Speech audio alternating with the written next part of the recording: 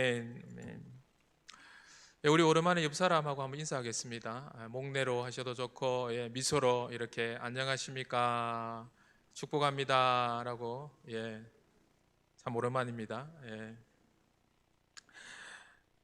오늘 예배하는 가운데에 혹시나 부부싸움하고 오신 분이 있다면 화해가 일어나는 그런 은혜가 있길 바라고, 혹시 또 몸이나 또 마음 가운데에 또 무거움이나 또 아픔이 있는 그런 성도님들이 있다면 회복이 은총이 있는 그러한 예배가 되어지기를 축복합니다.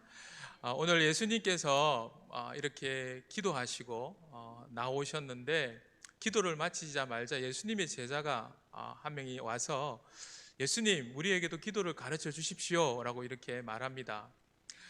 당시에 예수님 12제자들은 다 유대인이었습니다. 한 사람도 이방인이 없었습니다. 그렇기 때문에 그들은 다 평소부터 기도하던 사람들입니다. 유대인들 요즘도 이렇게 화면이나 영상을 통해서 여러분 보셨겠지만 얼마나 열심히 기도하는 민족인 줄 모릅니다. 시간을 따로 정해놓고 기도하는 그런 민족입니다.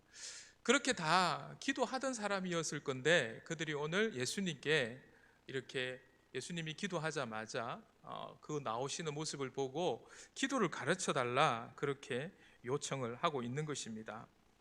왜 평소에 기도하던 그들이 이렇게 예수님께 기도를 가르쳐 달라고 요구하는 것일까? 그 부분에 대해서 오늘 우리가 본문을 통해서 살펴볼 수 있습니다. 오늘 1절 말씀 가운데에 예수님께서 한 곳에서 기도를 마치심에 제자 중 하나가 요청을 했다라는 것입니다. 아마 모르긴 해도 예수님의 제자들은 예수님께서 기도하는 모습을 원거리 혹은 근거리에서 여러 번 그렇게 지켜보았던 사람들이었을 것입니다. 오늘뿐만 아니라 예수님께서 늘 기도하는 그런 모습을 지켜보았을 것입니다. 오늘도 그렇게 멀지 않은 곳에서 기도하시는 예수님을 지켜보았던 그 제자가 예수님이 기도가 마치자마자 이렇게 기도를 가르쳐 달라고 요청하는 것은 아마 예수님께서 그 기도하는 모습을 보면서 뭔가 다르시다라는 생각들을 하게 되었을 것입니다.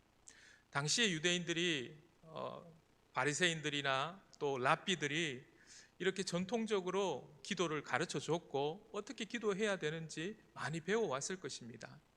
그런데 예수님의 기도는 뭔가 다른, 그래서 예수님의 가르침도 늘 그들이 평상시에 가르침을 받던 그러한 서기관들의 가르침과 뭔가 다르다라고 그렇게 표현했던 것처럼 달랐던 그러한 모습을 보게 되었을 것이라 생각할 수 있습니다. 그렇다면 예수님께서 당시에 유대인들이나 많은 사람들이 기도하는 모습에 대해서 어떤 평가들을 하고 계신가? 우리가 복음서에 보면은 특별히 마태복음 6장에서 예수님께서 그 유대인들의 많은 자들이 기도를 할 때에 많은 사람들에게 보이려고 회당이나 길거리에서 기도하지 말라라고 말씀하셨고, 또 이방인들처럼 중언부언 했던 말도 하지 말라라고도 이렇게 하셨습니다. 이렇게 예수님께서 말씀하셨다라는 것은 당시에 기도하던 사람들이 많은 부분에 있어서 그 기도가 형식화되어져 있고 가식화되어진 부분들이 있었다라는 것을 우리가 생각할 수 있습니다. 아마도 제자들의 기도도 별반 다르지 않았을 것입니다. 그러했기 때문에 예수님의 그 기도하는 모습을 보면서 사모하는 마음을 가지게 되었고, 나도 저렇게 예수님처럼 기도하고 싶다라는 그러한 마음들을 들었을 것입니다. 이것은 무엇을 이야기합니까? 한편으로는 그렇게 사모하는 마음이 있음과 동시에 본인들이 지금 하고 있는 기도가 어딘가가 잘못되어져 있다는 것을 또 돌아볼 수 있는 그런 시간이기도 한 거죠. 우리도 오늘 이 말씀을 통하여서 내가 하고 있는 기도, 이 기도는 정말 예수님께서 우리에게 가르쳐 주신 그 기도의 모범과 비교했었을 때에 수정되어야 되고 또 보충되어야 되고 또 새로워져야 되는 부분이 무엇인가를 우리가 바르게 이해해서 정말 예수님이 말씀하시는 바른 기도를 드릴 수 있는 그러한 우리들이 되기를 원합니다. 오늘 예수님께서 제자들이 기도를 가르쳐 달라고 말씀하셨을 때에 맨 처음에 어떻게 기도하면 됩니까? 기도할 때 예수님께서 어떻게 기도하면 됩니까? 라고 물었을 때에 맨 처음 예수님께서 가르쳐 주신 부분은 오늘 2절 말씀에 보니까 기도할 때에 이렇게 하라 라고 말씀하시고 나서 아버지여 라는 말씀으로 시작합니다. 어떻게 기도해야 됩니까? 라고 묻는 제자들에게 예수님의 첫 번째 대답은 뭐냐 하면 기도의 대상이 누구인지 바로 알아야 된다 라고 말씀하시는 것입니다. 지금 너희가 기도하는 그 대상은 다른 누가 아니라 아버지다라는 것입니다. 아마도 제자들은 예수님께서 이렇게 말씀하셨을 때에 많이 놀랐을 것입니다. 흠칫 놀랐을 것입니다. 왜냐하면 이 제자들, 당시의 유대인들에게 있어서 지금까지 하나님이라고 아도나이라고 이렇게 주여라고 말하면서 기도를 시작한 적은 많이 있었지만 한 번도 아버지여라고 하면서 기도해 본 적이 없었을 것입니다. 왜냐하면 유대인들에게 있어서 이 하나님, 이분을 아버지라고 한다라는 것은 이건 신성모독입니다. 사실 예수님께서 십자가에 못 박히셔서 돌아가신 그 제목 가운데의 가장 큰 제목은 바로 이 제목이었습니다. 신성을 모독했다. 예수님께서 아버지와 나는 하나다라고 요한복음 10장에서 그렇게 말했을 때에 그 주변에 있던 바리새인들, 그냥 늘 눈을 크게 예수님을 지켜보았던 그 바리새인들이, 유대인들이 예수님을 돌을 들어서 치려고 합니다. 그러면서 예수님이 왜 나를 돌로 치려고 하느냐라고 물었을 때에 네가 한 일 때문에 하는 것이 아니라 네가 바로 말하는 그 신성 모독으로 인하여서 우리가 너를 치려고 한다라고 그렇게 말하는 것입니다. 당시에 이 유대인들이 하나님을 생각할 때에 아버지라고 생각할 수 없었다라는 것을 또 한 가지 우리에게 이해시키는 한 예를 들자면, 유대인들에게 하나님께서 하나님의 이름을 가르쳐 주셨습니다. 출애굽기에 보면 나는 나 스스로 있는 자다 그러시면서 나는 여호와다, 나는 야훼다, 하나님께서 하나님의 이름을 가르쳐 주신 적이 있었습니다.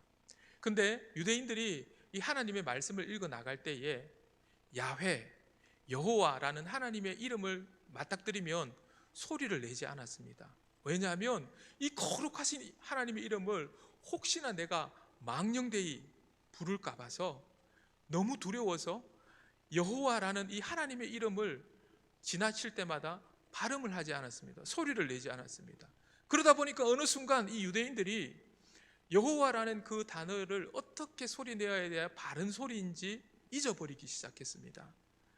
물론 현대에 와서 다시금 그 히브리어를 통해서 야훼, 여호와라는 이 소리를 발음하기는 하지만 정말 이 소리가 정말 그 소리인지, 정말 이 역사를 통해서 계속해서 부모로부터 들어서 이렇게 전해지는 그런 소리는 아니다라는 것입니다. 이 정도로 이 유대인들에게 있어서 하나님은 멀리 거룩하고 너무나 크신 분이라서 감히 우리가 아무렇게나 대할 수 없는 그런 분으로 늘 인식하고 있었다라는 것입니다. 그런데 그런 하나님을 아버지라고 부르면서 예수님께서 기도를 가르쳐 주기 시작하셨다라는 것입니다. 그러니까 제자들이 놀라지 않을 수가 없었습니다.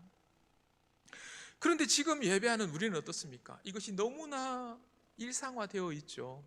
그래서 여러분도 저도 아버지라는 이 표현이 절대 어색하거나 다르지 않다라는 것입니다. 근데 우리가 어떻게 그 창조주 하나님을 우리가 아버지라고 부를 수 있는가? 요한복음 1장 12절 말씀에 보니까 영접하는 자, 곧 그 이름을 믿는 자들에게는 하나님의 자녀가 되는 권세를 주셨으니 라고 말씀하고 있습니다. 여기서 영접한다라는 것은 바로 예수님을 영접한다라는 말이죠. 예수님이 나의 죄를 대신해서 죽으셨다라는 것과 예수님이 다시 부활하셨다라는 그 사실을 마음으로 영접하는 사람, 믿는 사람, 그 사람들은 하나님의 자녀가 되는 권세를 주셔서 그들은 이제 하나님을 아버지라고 부를 수 있는 자격이 주어졌다라는 것입니다. 여러분, 하나님이 우리의 아버지가 되신다, 우리가 예수 그리스도 그분을 영접함으로 하나님이 나의 아버지가 되신다. 이것은 우리에게 무슨 의미입니까? 이제 하나님은 나를 만드시고 이 천지 만물을 창조하시고 그래서 너무 크시고 너무 위대해서 나와는 너무 거리감이 있는 그 하나님이 아니라 지금도 여전히 우리의 부모가 우리를 돌봐주듯이 그와 같이 나의 삶을 매 순간을 지켜 보호하여 주시는 분이시다라는 것입니다. 우리가 하나님의 자녀가 되는 권세라고 그렇게 말씀하십니다. 이 권세가 얼마나 대단한 권세냐 하면 여러분 한번 생각해 보십시오. 여러분의 자녀를 생각해 보시고 여러분이 자녀였었을 때를 한번 생각해 보십시오. 부모에게 뭔가를 요구하실 때에 여러분이 얼마만큼이나 당당하셨습니까? 그 부모에게 뭔가를 해줬기 때문에 요청하는 것이 아니었습니다. 우리는 너무나 당연하게 부모에 대해서 너무나 뭔가를 당당하게 요청했습니다. 내가 이제 청소년이 되었기 때문에 나에게 새로운 모바일폰, 그것도 최신형 모바일폰을 사달라고 하는 그 자녀가 부모에게 무슨 자격이 있어서 받을 자격이 있어서 사달라고 하는 자녀가 없습니다. 그들에게는 부모라는 믿음이 너무나도 확신이 가득 차 있어서 그 부모에게는 너무나도 당당하게 요청할 수 있는 자격이 주어졌다라는 믿음이 있기 때문에 그렇게 구하는 것입니다. 그 어떤 자녀도 내가 내일 아침에 정말 아침을 또 내일 아침에 어떻게 학교를 갈까 이것에 대해서 아무도 염려하거나 걱정하지 않습니다. 너무나도 당당하게 부모님이 이것을 챙겨주실 것이라는 것을 믿고 잠자리에 듭니다. 바로 하나님 아버지와 우리의 관계가 이러한 관계라는 것입니다. 근데 그 예수 그리스도를 영접하면 우리 가운데에 이와 같은 관계, 이와 같은 당당함이 있다. 그런데 동시에 또 하나님께서 우리의 아버지가 되신다라는 이 말씀 가운데에는 이와 같이 아들과 아버지, 부모와 자녀와의 이 관계성을 설명하시면서 우리에게 우리의 자녀들을 양육할 때에 부모된 우리에게 아주 중요한 이 역할을 맡기신 것입니다. 그것이 어떤 역할이냐 하면 우리 자녀들을 잘 교육시켜서 출세시키는 그러한 역할이 아니라 이보다도 더 훨씬 중요한 역할이 있는데 그 역할은 뭐냐 하면 바로 우리의 자녀들이 다음에 성장해서 눈에 보이지 아니하는 이 하나님을 믿을 때, 인식할 때에 아버지라고 그렇게 부를 때에 제일 먼저 누구를 통해서 그 하나님, 눈에 보이지 아니하는 하나님을 보게 하셨느냐 하면 바로 부모된 여러분, 바로 우리를 위해서, 우리를 통해서 보게 하셨다는 것입니다. 그렇기 때문에 우리가 자녀들에게 이 어린 자녀들이라도, 정말 갓난 자녀들라도 만약에 정말 기저귀가 젖어서 불편했을 때에 이 자녀가 울지 않습니까? 그런데 이 자녀에게는 항상 부모가 이 울음소리를 듣고 즉각 찾아와서 이 자녀의 불편함을 해소해 주죠. 그런데 아무것도 할 수 없는 자녀, 그 어린 자녀지만 이 자녀 가운데는 그러한 신뢰감이 차곡차곡 쌓인다라는 거죠. 아, 내가 울기만 하면 나를 돌봐주는 누군가가 계시는구나. 이러한 것이 우리의 정서적으로 안정감이 자라하게 되고, 사실 태어나서 한 6개월 정도 되는 그러한 아이 가운데에 이러한 인식들이 크게 자리하게 된다는 것입니다. 그래서 아버지 된 우리들은 자녀들하고 약속할 때도 아무리 작은 약속이라도 지키지 못할 약속은 참 주의해서 해야 될 필요성이 여기 있다는 것이죠.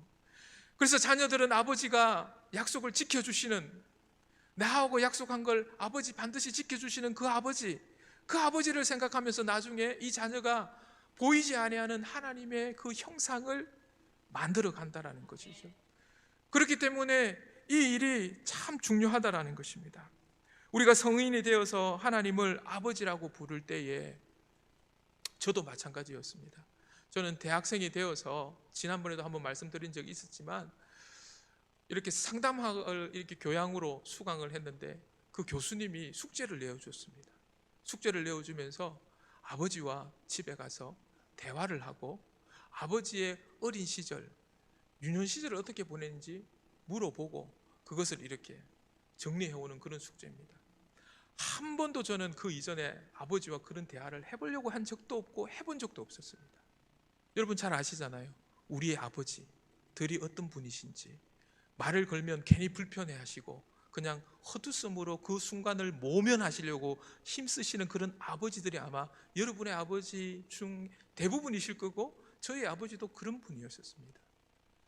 그런데 자식이 숙제해야 된다 그러니까 하는 수 없이 그것에 대해서 응대해 주셨습니다. 그런데 그것을 통하여서 정말 저는 아버지의 그 유년 시간에 어려움, 것들이 참 많았구나 라는 것을 알게 되었습니다. 제 마음 한켠에 아버지를 향하여서 오해하고 있었던 분, 엉어리져 있었던 부분들을 많이 이해할 수 있는 그러한 기회가 되었던 것입니다. 오늘날에도 마찬가지입니다. 성인이 다 되어서도 우리가 하나님 아버지 앞에 나아올 때에 우리가 아버지 앞에 마음껏 나아가지 못하는데 걸림돌이 되는 것 중에 한 가지가 바로 우리 안에 있는 이 상처나 왜곡되어져 있는 이 아버지에 대한 이미지가 우리가 하나님을 아버지라고 부를 때에 가로막는 경우가 참 많이 있습니다. 그래서 많은 분들이 이것들이 회복되어지고 특히 아버지 학교라는 여러분 다 잘 아시잖아요. 이런 데 가보면 참 많은 성인들이 이미 본인이 아버지가 되었음에도 불구하고 그 아버지와의 그 관계가 눈녹시 해결되어지고 회복되어지는 그 순간에 정말 하나님과의 그 관계도 회복되어지는 모습을 보게 됩니다. 이렇게 예수님께서는 아버지다라고 말씀해 주신 이후에 이어서 뭐라고 말씀하시느냐 하면 이제 아버지가 되시는 그분 앞에 우리에게 무엇을 가르쳐 주시느냐 하면 이제 우리가 무엇을 기도해야 되는지 무엇을 구해야 하는지를 가르쳐 주고 계신다라는 것입니다. 이것은 우리가 아버지께 기도할 때에 무엇을 기도하는가 이것도 참 중요하다라는 말씀입니다. 내가 아버지께 무엇을 구하고 있는가, 내가 기도할 때에 무엇을 구하느냐에 따라서 응답이 달라질 수 있다는 것입니다. 우리는 솔로몬 왕을 잘 압니다. 그 솔로몬 왕이 처음 왕이 되었을 때에 젊은 나이에 그 큰 나라, 그 많은 민족들을 책임을 지게 되었을 때에 하나님 앞에 기브온에서 1000번제를 드리고 하나님께서 그에게 나타나서 너 나에게 무엇을 구하기를 원하느냐, 너 내가 뭐 해주는 걸 원하느냐, 어떠한 내용으로 나에게 기도하기를 원하느냐, 뭘 구하느냐라고 물었을 때에 솔로몬 왕이 이 백성들을 잘 다스릴 수 있는, 돌볼 수 있는 지혜를 주십시오, 듣는 귀를 주십시오 라고 그렇게 요청을 합니다. 그때 하나님께서 참 기뻐하셨습니다. 그래서 보통 사람들은 다 내게 나올 때에 이기적인 기도 제목 들고 나오는데, 부를 구하고 명예를 구하는데 너는 백성들을 위해서 그렇게 기도 제목을 들고 나오는구나, 기도의 내용을 들고 나오는구나 라고 하면서 하나님께서 이 솔로몬에게는 지혜를 주셨을 뿐만 아니라 구하지 않은 부와 명예도 다 주신 것을 기억합니다. 무엇입니까? 하나님께서 기뻐하시는 기도의 내용이 따로 있다라는 거죠. 하나님께서는 다른 사람을 위해서 기도하는 것 기뻐하신다라는 것입니다. 솔로몬뿐만 아닙니다. 누가복음 18장에 보면은 바리새인과 세리가 기도하러 나아가는데 바리새인이 기도한 내용을 18장 11절 12절에서 말씀합니다. 하나님이여, 나는 다른 사람들 곧 토색, 불의, 간음을 하는 자들과 같지 아니하고 이 세리와도 같지 아니함을 감사하나이다.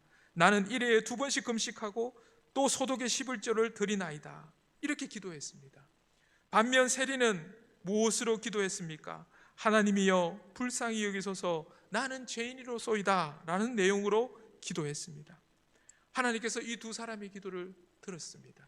그런데 하나님께서 누구의 기도를 들으셨느냐 하면 바로 세리의 기도를 들으셨다라고 말씀하십니다. 하나님께서 기뻐하시는 내용이 따로 있다라는 것입니다. 하나님께서는 우리가 죄인됨을 인정하고 이것을 또한 돌이키고 회개하는 기도를 기뻐하신다라는 것입니다. 그래서 예수님께서 이렇게 내용이 중요한데 너희도 기도할 때에 우선 기도해야 되는 내용이 있다라고 이후에 5가지의 내용을 이 제자들에게 말씀해 주십니다. 그 내용 첫 번째가 무엇입니까? 2절 말씀해 보니까 하나님의 이름이 거룩히 여김을 받으시도록 기도해라. 너희가 기도할 때에 무슨 내용을 기도해야 되느냐면 하나님의 이름이 거룩히 여김을 받도록 그 내용으로 기도해야 된다. 이름이 무엇입니까? 바로 하나님의 이름입니다. 우리 사람도 그 이름 안에 그 전인격이 들어 있습니다. 바로 하나님의 이름은 하나님의 모든 속성을 대표하는 것입니다. 우리가 하나님의 이름을 망령되이 읽지 말라라고 그렇게 말씀하십니다. 그런데 로마서 2장 24절 말씀에 보니까 기록된 바와 같이 하나님의 이름이 너희로 인하여 이방인 중에 모독을 받는도다. 하나님은 우리에게 거룩히 여김을 받도록 기도하라고 말씀하셨는데 우리 가운데에 자칫 잘못해서 오히려 하나님의 이름이 이방인 중에서 모독받게 되는 일도 우리가 행한다라고 말씀하고 있습니다. 우리가 어떻게 하면 하나님의 이름을 거룩히 여김을 받을 수 있게 해드릴 수 있을까? 사실 우리는 할 수 없습니다.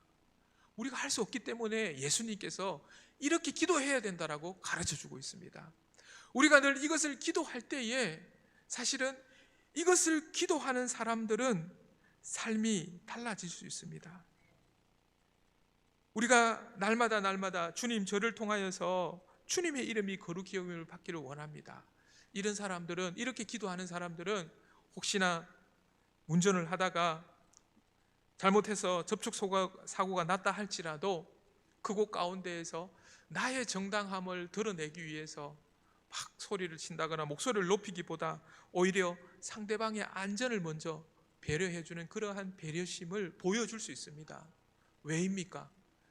내가 지금 하나님의 이름을 거룩히 여김을 드러내기를 원하기 때문입니다. 그 기도 제목이 늘 마음속에 있기 때문입니다. 그래서 우리는 오히려 나 자신이 드러내고 나 자신이 옳다함을 받는 그 자리보다 이것이 단순히 내가 도덕적인 사람이기 때문이 아니라 늘 내 마음속에 이것을 기도하고 있기 때문에 이런 삶을 살아낼 수가 있는 것입니다. 두 번째, 예수님께서 어떤 내용을 기도하라고 말씀하십니까? 하나님의 나라가 임하도록 기도하라고 말씀합니다. 하나님의 나라 그러면 제일 먼저 천국을 떠올립니다. 천국 그러면 우리는 내가 다음에 갈 곳, 죽어서 갈 곳을 생각할 때가 많습니다. 그래서 하나님의 나라를 현재의 개념보다는 늘 미래의 개념으로 생각합니다. 그런데 성경은 이 하나님의 나라를 현재의 개념으로 말씀하고 계십니다. 지금 예수님께서 말씀하신 하나님의 나라가 임하도록 기도하라는 이 가르침 또한 바로 지금 이 순간 내가 살고 있는 이 자리, 지금 이때에 임하기를 구하라라는 것입니다. 하나님의 나라가 이 땅에 이루어지기를 기도한다라는 것은 무슨 뜻입니까? 바로 흙으로 지음받은 땅의 그 원료와 같은 흙으로 지음받은 내 삶 가운데에 임하기를 원하는 것입니다.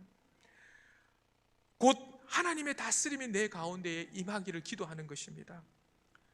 우리가 하나님의 다스림을 받기를 원하는 것입니다. 왜 그렇습니까? 지금 내가 하나님의 다스림을 받는 이것을 원하지 않으면 내가 다음에 죽어서도 우리는 하나님의 그 다스림을 원치 않기 때문입니다. 지금 현재 하나님을 다스림을 받는 것을 원치 않고 있기 때문에 사실은 우리가 다음에 가야 될 미래에 있는 그 하나님의 나라에 대한 마음도 자꾸 소원해집니다. 가볍게 여기집니다. 그것이 있나 없나 믿어지지가 않게 됩니다. 왜 그렇습니까? 바로 지금 내가 하나님의 다스림을 받는 것을 기뻐하지 않기 때문이죠. 예수님께서 마태복음 6장 33절에 너희는 먼저 하나님의 나라와 그의 의를 구하라. 그리하면 이 모든 것을 너희에게 더하시리라. 이 말씀은 바로 이 제목입니다. 하나님의 나라가 임하십시오. 먼저 하나님의 다스림을 원하는, 하나님의 바른 관계를 구하면 내가 필요한 그 모든 것을 하나님께서 더하게 된다, 더해 주신다. 이걸 원하는 거죠. 이것이 이루어질 때에 얼마나 우리의 삶에 참 기쁨이 넘치겠습니까? 내가 정말 하나님 바라봤는데 내가 생각지도 아니한 것들을 하나님께서 채워주신다. 이것보다도 더 기쁨, 이것보다도 더 만족된 삶이 어디 있겠습니까? 그러니까 우리가 다음에 갈 그 하나님의 나라도 기대가 되어지는 것이죠.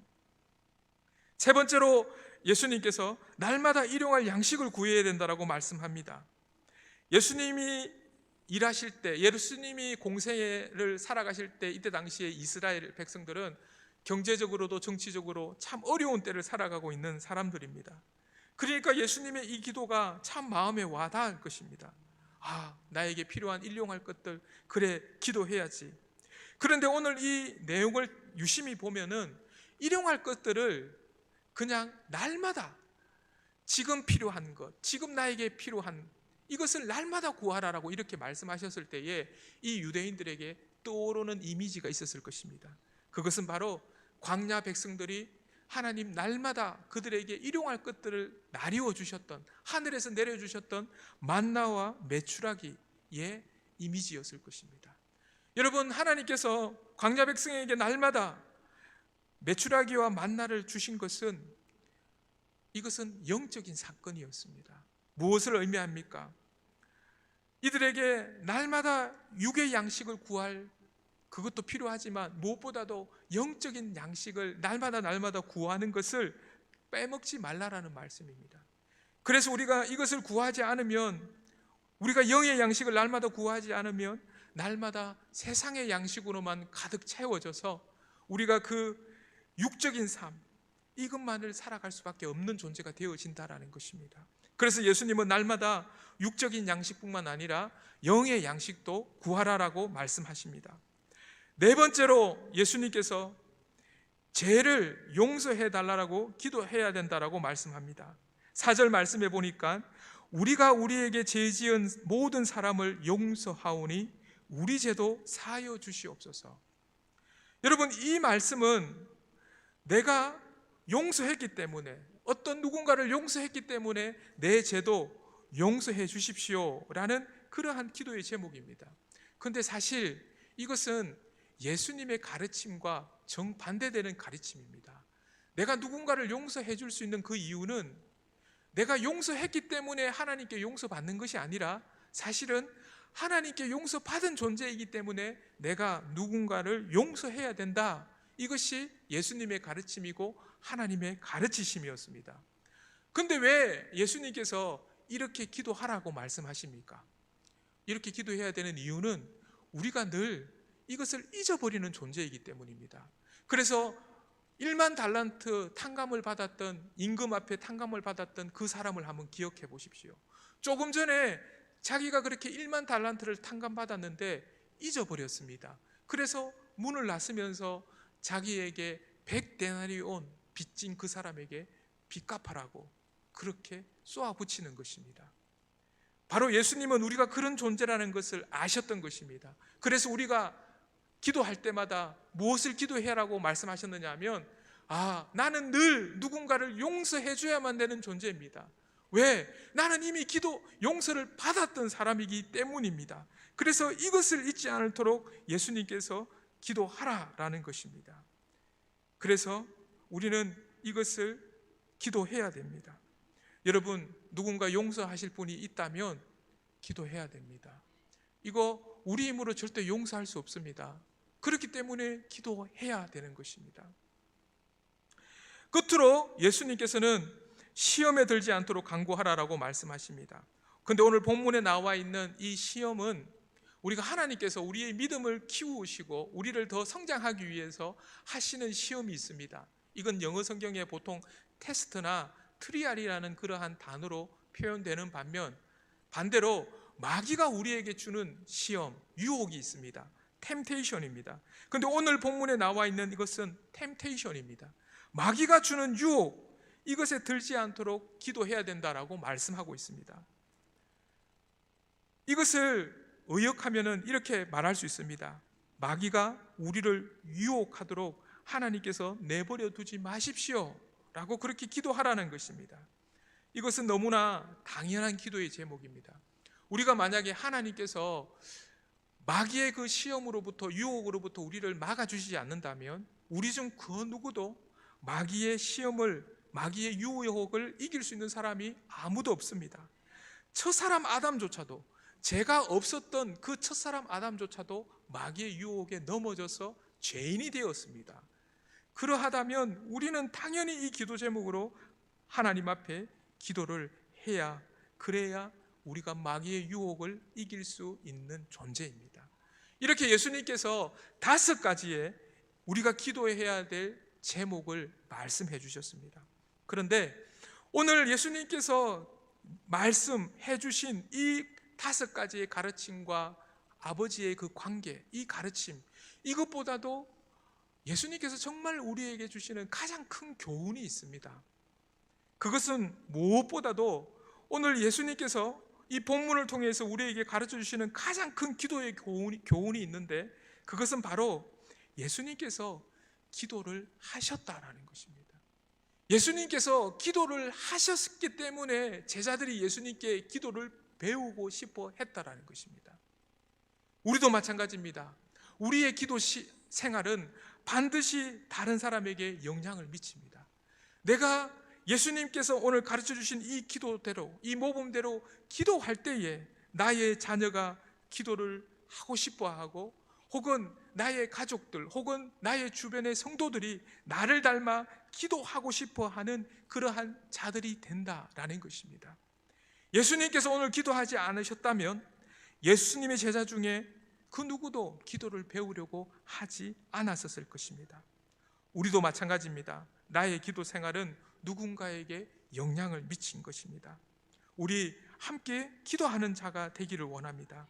나의 기도 생활도 살리고 또 그 누군가의 기도도 살릴 수 있는 그러한 기도자가 되어지기를 원합니다. 사랑하는 성도 여러분, 이 시간 우리 주님께서 가르쳐 주신 대로 함께 기도하기를 원합니다. 하나님의 이름이 거룩힘을 여김을 받도록 기도합시다. 하나님의 다스림을 받도록 간구합시다.